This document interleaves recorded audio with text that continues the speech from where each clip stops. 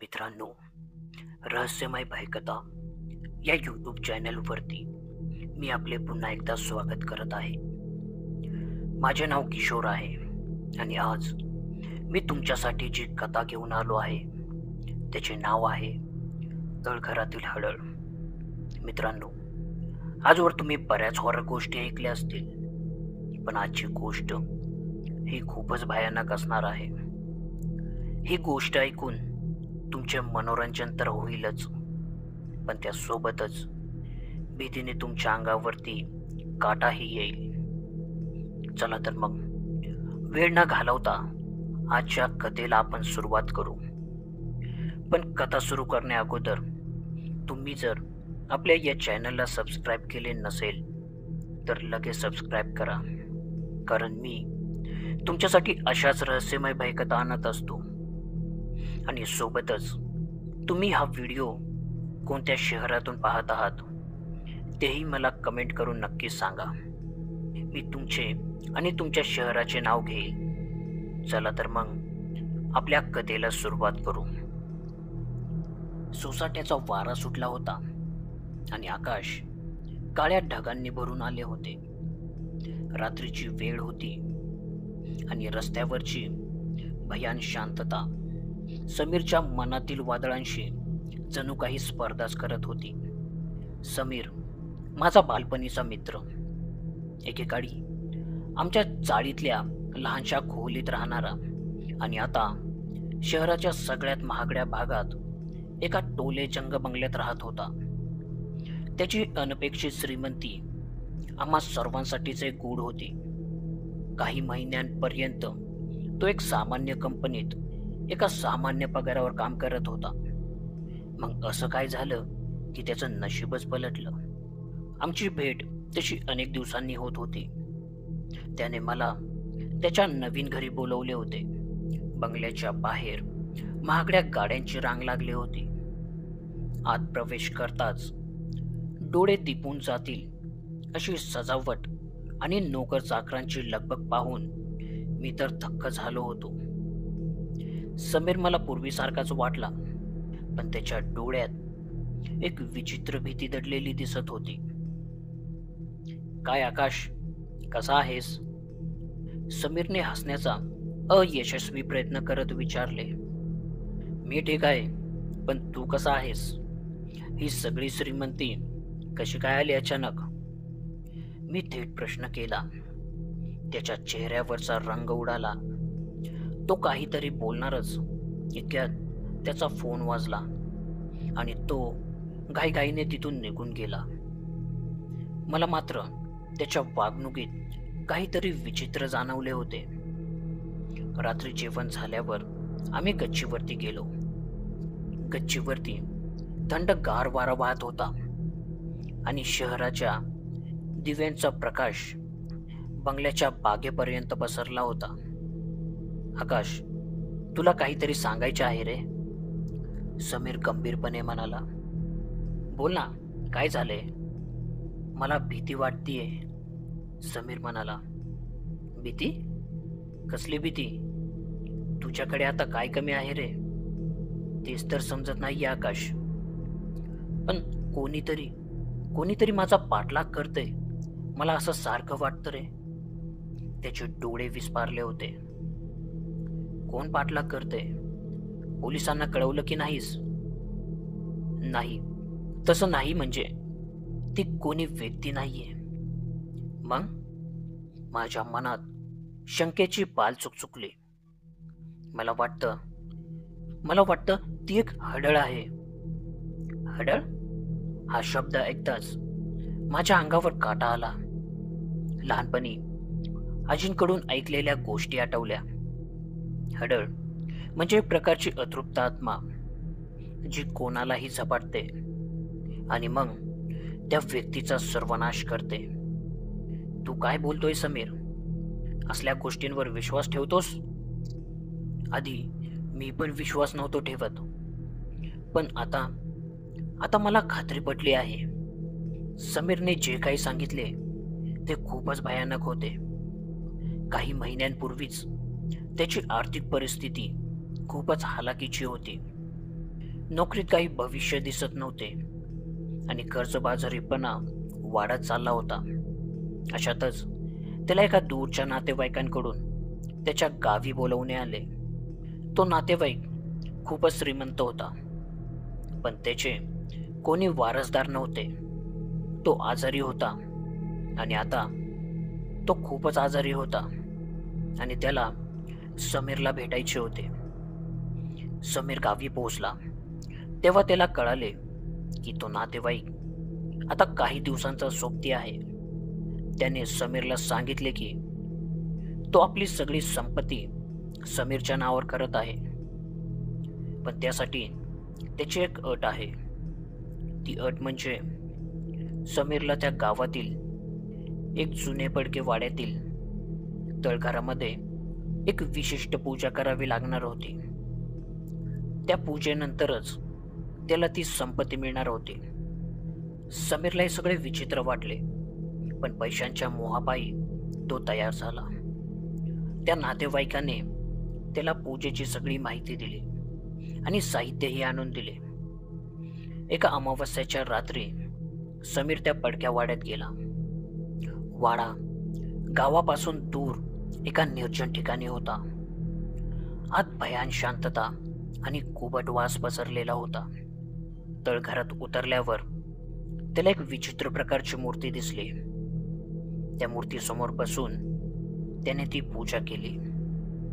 पूजा संपता संपता त्याला काहीतरी अस्पष्ट आवाजात हसल्यासारखा भास होऊ लागला आणि तळघराचा दरवाजा जोरजोरात आपटू लागला. तो प्रचंड घाबरला आणि कसाबसा त्या तळघरातून आणि वाड्यातून बाहेर पडला. दुसऱ्याच दिवशी समीरला कळालं की त्याचा तो नातेवाईक रात्री स्मरण पावला होता आणि काही दिवसातच त्याची सगळी संपत्ती कायदेशीररित्या समीरच्या नावावर झाली. तो प्रचंड श्रीमंत झाला, पण त्या रात्रीपासून त्याच्या आयुष्यात विचित्र घटना घडू लागल्या. त्याला रात्री भयानक स्वप्ने पडू लागली. कधी त्याला वाटे की कोणीतरी त्याच्या आजूबाजूला आहे, तर कधी त्याला अस्पष्ट स्त्रीचा आवाज ऐकू येई. सुरुवातीला त्याने या गोष्टींकडे दुर्लक्ष केले, पण हळूहळू या घटना वाढू लागल्या आणि आता ती मला स्पष्ट दिसते. समीर थरथरत्या आवाजात म्हणाला, कोण दिसते? ती हडळ. ती मला धमकी देत असते. ती म्हणते की मी तिची फसवणूक केली आहे. फसवणूक? कसली फसवणूक? आकाश विचारतो. मला नाही माहीत, पण ती खूपच भयानक दिसते. तिचे डोळे लाल भडक असतात, केस विस्कटलेले असतात आणि ती हवेत तरंगत असते. मला समीरची दया येत होती, पण त्याच वेळी त्याच्या मूर्खपणाचा रागही येत होता. थोड्या पैशांसाठी त्याने हे काय करून ठेवले होते? समीर, तू हे कोणाला सांगितले नाहीस ना? म्हणजे कोणा मांत्रिकाला वगैरे दाखवलं नाहीस ना? खूप प्रयत्न केले, अनेक मांत्रिकांना भेटलो, पण कोणीच काहीच करू शकत नाही. उलट ज्यांनी मदत करायचा प्रयत्न केला त्यांनाच त्रास होऊ लागला. त्या रात्री मी समीरच्याच घरी थांबलो आणि मध्यरात्रीच्या सुमारास मला कोणाच्या तरी रडण्याचा आवाज ऐकू आला. मी उठून पाहिले तर समीर त्याच्या खोलीत नव्हता. मी त्याला शोधत शोधत खाली आलो. हॉलमधील दिवे बंद होते आणि सगळीकडे अंधार पसरला होता. तितक्यात अचानक मला एका कोपऱ्यातून समीरचा दाबलेला आवाज ऐकू आला. जा, निघून जा इथून, मला त्रास देऊ नकोस. मी धावतच त्या दिशेने गेलो. तिथे समीर एका कोपऱ्यात गुडघे टेकून बसला होता आणि त्याच्या समोर एक विचित्र आकृती होती. ती आकृती एका स्त्रीची होती. तिचे रूप अत्यंत भयानक होते. तिचे केस जमिनीपर्यंत पोचत होते. डोळे रक्तासारखे लाल होते आणि तिच्या चेहऱ्यावर एक क्रूर हास्य होते. ती हवेत किंचित वर तरंगत होती. कदाचित ती झडळ असावी. तिने माझ्याकडे पाहिले आणि एक कर्कश आवाज दिला. त्या आवाजाने माझ्या काळजाचा ठोका चुकला. मी समीरला ओढत तिथून बाजूला केले. "पळ आकाश, पळ!" समीर ओरडला.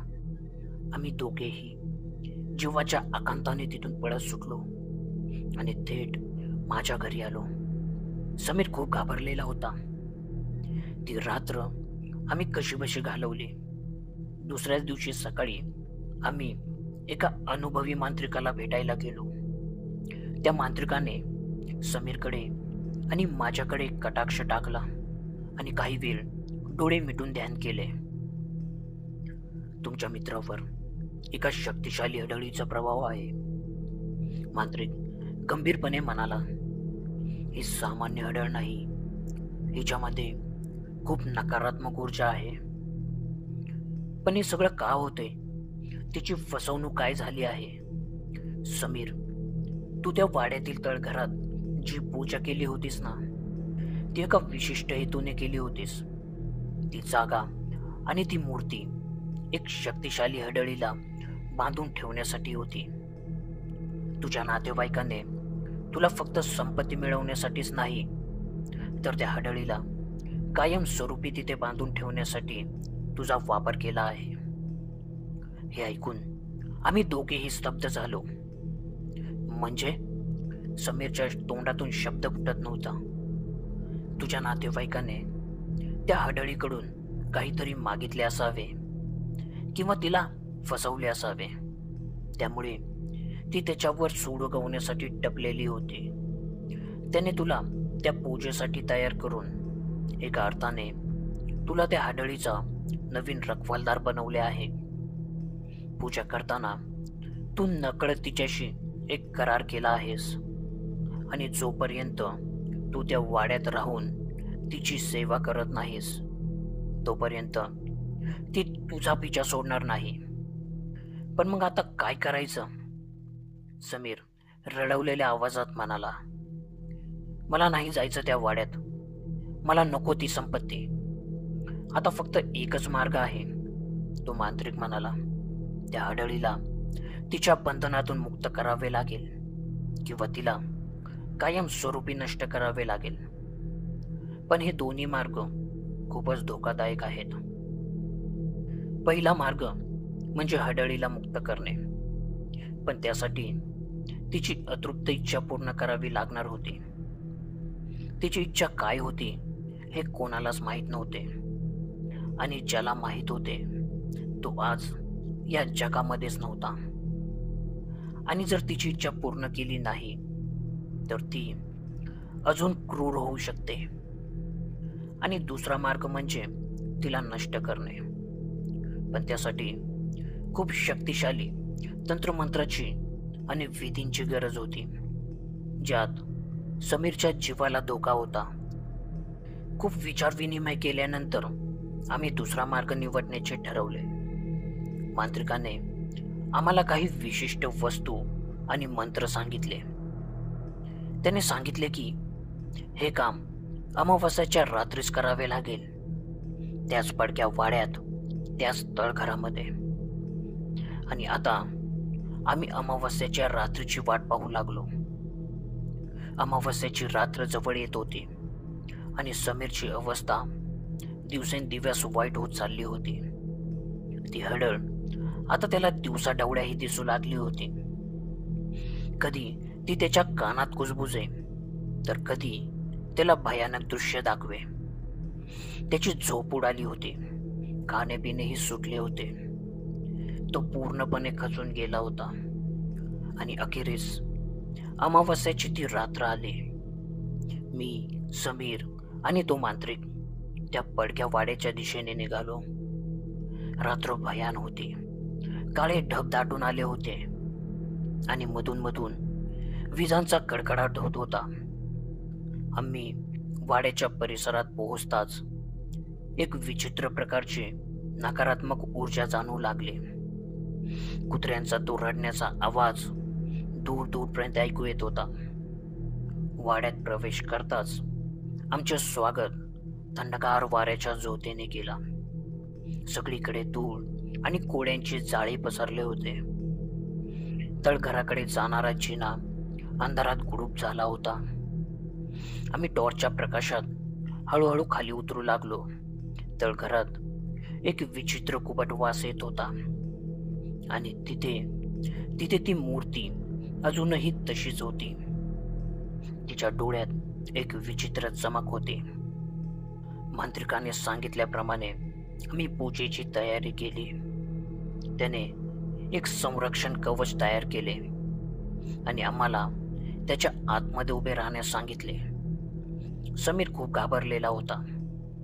त्याचे हातपाय थरथर कापत होते. समीर, घाबरू नकोस, मी आहे ना तुझ्यासोबत. मी त्याला धीर देण्याचा प्रयत्न केला. मांत्रिकाने मंत्रोच्चार सुरू केले. त्याचा आवाज गंभीर आणि भारदस्त होता. जसजसे मंत्राचे उच्चारण वाढत गेले तसतसे तळघरातील वातावरण बदलू लागले. वस्तू हलू लागल्या, भिंतीवर विचित्र सावल्या दिसू लागल्या आणि एका भयानक स्त्रीचा हसण्याचा आवाज घुमू लागला. अचानक ती हडळ आमच्या समोर प्रकट झाली. तिचे रूप पूर्वीपेक्षाही भयानक दिसत होते. डोळे रागाने लाल झाले होते आणि ती आमच्याकडे सूड भरलेल्या नजरेने पाहत होती. तुम्ही मला थांबवू शकत नाही, ती कर्कश आवाजात ओरडली. त्याने माझी फसवणूक केली आहे. मी त्याला सोडणार नाही. तिने समीरकडे बोट दाखवले. मांत्रिकाने मंत्राचा जोर वाढवला. त्याने काहीतरी समीरच्या हातात दिले आणि त्याला त्या हडळीच्या दिशेने फेकायला सांगितले. समीरने तर त्या हाताने त्या हडळीच्या दिशेने फेकले. ती वस्तू त्या हडळीला लागताच एक मोठा स्फोट झाला आणि सगळीकडे धूर पसरला. काही क्षण तिथे कोणालाच काही दिसले नाही आणि जेव्हा धूर कमी झाला तेव्हा ती हडळ तिथे नव्हती, पण मांत्रिकाच्या चेहऱ्यावर भीती स्पष्ट दिसत होती. ती गेली नाहीये, तो हळूच म्हणाला. ती अजून शक्तिशाली झाली आहे. आणि मग ते घडले. तळघराचा दरवाजा जोरात बंद झाला आणि बाहेरून कोणीतरी तो बंद केल्याचा आवाज आला. आता आम्ही आत अडकलो होतो. आम्ही त्या तळघरात अडकून पडलो होतो. हडळीचा धोका अजूनही टळलेला नव्हता. मांत्रिक निराश झाला होता.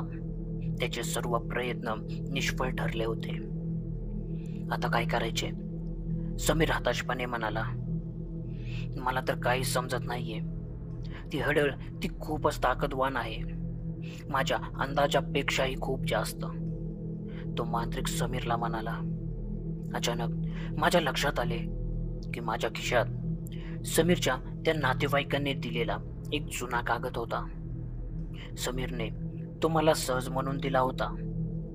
मी तो बाहेर काढला तर तो एक नकाशा होता. तो नकाशा त्या वाड्याचा आणि त्याच्या आजूबाजूच्या परिसराचा होता.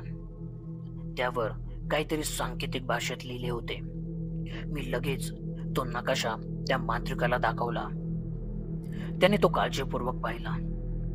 थांबा, तो उत्साहाने म्हणाला. यात काहीतरी आहे. हे तळघरातून बाहेर पडण्याचा गुप्त मार्ग असू शकतो. आम्ही त्या नकाशाच्या मदतीने तळघरात एक गुप्त दरवाजा शोधू लागलो आणि खूप शोधाशोध केल्यानंतर एका भिंतीमागे आम्हाला एक लहानसा जुनी लाकडी दरवाजा सापडला. तो उघडायला खूप त्रास झाला, पण अखेरीस तो उघडला. त्यातून एक अरुंद बोळ बाहेर जात होती. आम्ही त्या बोळक्यातून कसेबसे बाहेर पडलो. आम्ही सुरक्षित होतो, पण हडळचा धोका अजूनही आमच्यावरती घोंगावत होता.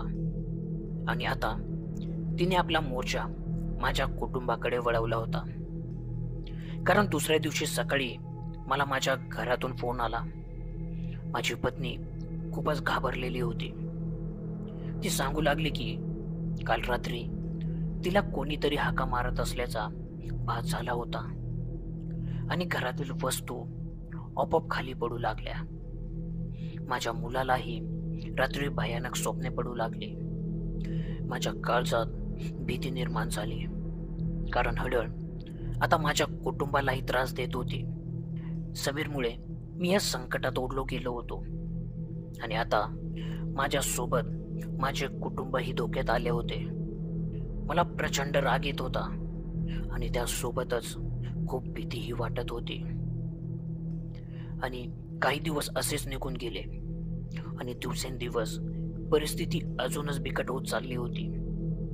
हडळचा प्रभाव वाढत चालला होता. माझ्या घरातही आता विचित्र घटना घडू लागल्या होत्या.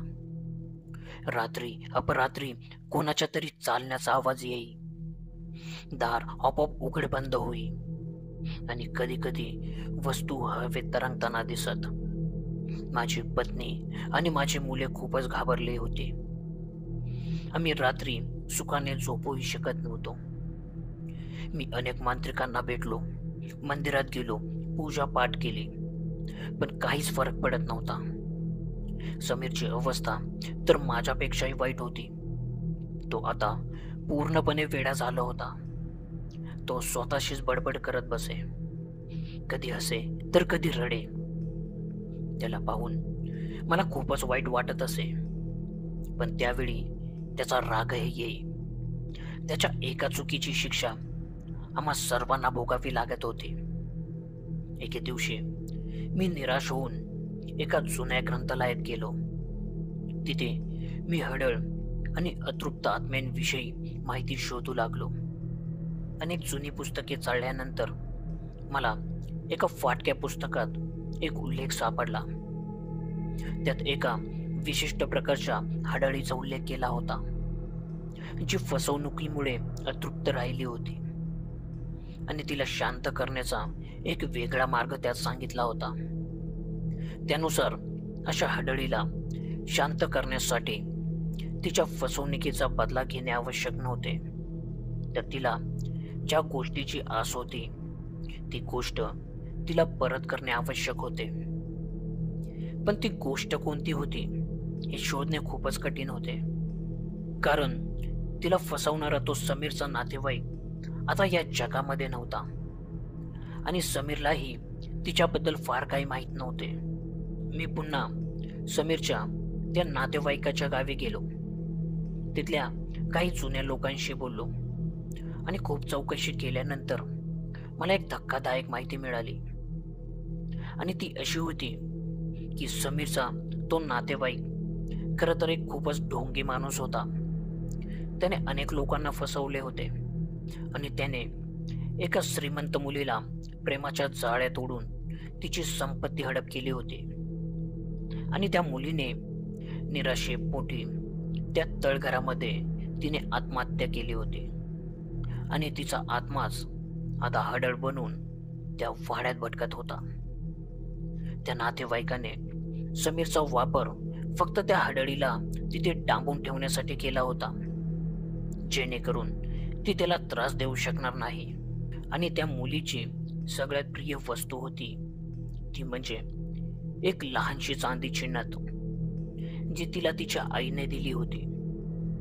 त्या नातेवाईकाने ती नथही तिच्याकडून हिसकावून घेतली होती. आता मला आशेचा एक किरण दिसू लागला होता. जर ती चांदीची नथ त्या हडळीला परत केली तर कदाचित तिचा आत्मा शांत होईल. पण ती नथ कुठे होती? मी त्या नातेवाईकाच्या घरात शोध घेतला, पण तिथे मला काहीच सापडले नाही. अचानक मला आठवले, समीरने सांगितले होते की त्या तळघरातील मूर्तीजवळ काही जुन्या वस्तू ठेवलेल्या होत्या आणि मी आता पुन्हा त्या पडक्या वाड्यात जाण्याचा निर्णय घेतला. यावेळी त्या वाड्यात जाताना मी एकटाच होतो. माझ्या मनात भीती तर होतीच, पण माझ्या कुटुंबाला वाचवण्यासाठी मला हे करावेच लागणार होते. रात्रीच्या अंधारात मी त्या वाड्यात पोहोचलो. तळघरात उतरताना माझ्या छातीची धडधड वाढली होती. मूर्तीजवळ काही जुन्या पेट्या ठेवल्या होत्या. मी त्या उडून पाहू लागलो आणि खूप शोधाशोध केल्यानंतर एका लहानशा मखमली डबीत मला ती चांदीची नथ सापडली. ती अजूनही तशीच चमकत होती, जणू काही ती आत्ताच घेतली होती. मी ती नथ हातात घेतली आणि त्या मूर्तीसमोर उभा राहिलो. मला माफ कर, मी मनातल्या मनात म्हणालो. तुझ्यासोबत जे काही झाले ते खरंच खूप वाईट झाले, पण आता तुझा आत्मा शांत होऊ दे. ही घे तुझी नथ, जी तुला सगळ्यात प्रिय आहे. मी ती नथ त्या मूर्तीच्या चरणी ठेवली. काही क्षण तर शांततेत गेले आणि मग एक चमत्कार झाला. त्या मूर्तीमधून एक मंद प्रकाश बाहेर पडू लागला. तळघरातील नकारात्मक ऊर्जा हळूहळू कमी होऊ लागली. मला एक शांत स्त्रीचा आवाज ऐकू आला. खूप खूप धन्यवाद.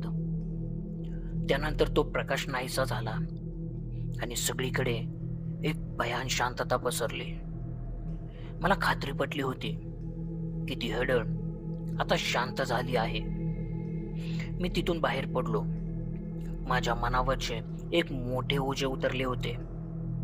घरी परतल्यावर मला जाणवले की घरातील वातावरण पूर्णपणे बदलले होते. ती भीती, तो तणाव एकदम नाहीसा झाला होता. माझी पत्नी आणि मुले आता शांत झोपली होती. आता काही दिवस व्यवस्थित गेले आणि काही दिवसांनी समीरची तब्येतही सुधारू लागली. तो हळूहळू पहिल्यासारखा नॉर्मल झाला. त्याला घडलेला प्रकार आठवत होता, पण आता त्याच्या मनात भीती नव्हती, तर फक्त पश्चाताप होता. त्याने ती सगळी संपत्ती दान करून टाकली आणि एका साध्या प्रामाणिक जीवनाची पुन्हा सुरुवात केली. त्या आढळीचे रहस्य अखेर उलगडले होते. ती एक फसवणूक झालेली अतृप्त आत्मा होती, जी न्यायाच्या शोधात होती. जी तिची प्रिय वस्तू परत मिळवल्यावर तिचा आत्मा शांत झाला होता. या घटनेने मला खूप काही शिकवले. पैशांचा मोह माणसाला कोणत्या थराला घेऊन जाऊ शकतो आणि अतृप्त इच्छा किती भयानक रूप घेऊ शकते हे मला समजले होते. कधी कधी आपण ज्या गोष्टींना अंधश्रद्धा समजतो त्यामागे काहीतरी सत्य दडलेले असू शकते. आजही अमावस्येच्या रात्री जेव्हा सोसाट्याचा वारा सुटतो आणि आकाशातले काळे ढग दाटून येतात, तेव्हा मला त्या पडक्या वाड्याची आणि त्या हडळीची आठवण येते. पण आता माझ्या मनात भीती नसते, तर एक प्रकारची सहानुभूती असते. कारण प्रत्येक अतृप्त आत्म्यामागे एक दुःखद कहाणी दडलेली असते, जी ऐकण्याची आणि समजून घेण्याची गरज असते. आणि कधी कधी मुक्तीचा मार्ग अगदी साध्या गोष्टीत दडलेला असतो. फक्त तो शोधण्याची दृष्टी आपल्याकडे हवी. हडळीच्या त्या शापातून आम्ही सगळे मुक्त झालो होतो, पण त्या अनुभवाने आमच्या आयुष्याला एक वेगळी दिशा दिली होती, जी आम्हाला माणुसकीच्या अधिक जवळ घेऊन गेली. तर मित्रांनो, तुम्हाला ही गोष्ट कशी वाटली मला कमेंट करून नक्कीच सांगा. पुन्हा भेटूया अशाच एका नवीन गोष्टीसह. तोपर्यंत स्वतःची काळजी घ्या. धन्यवाद.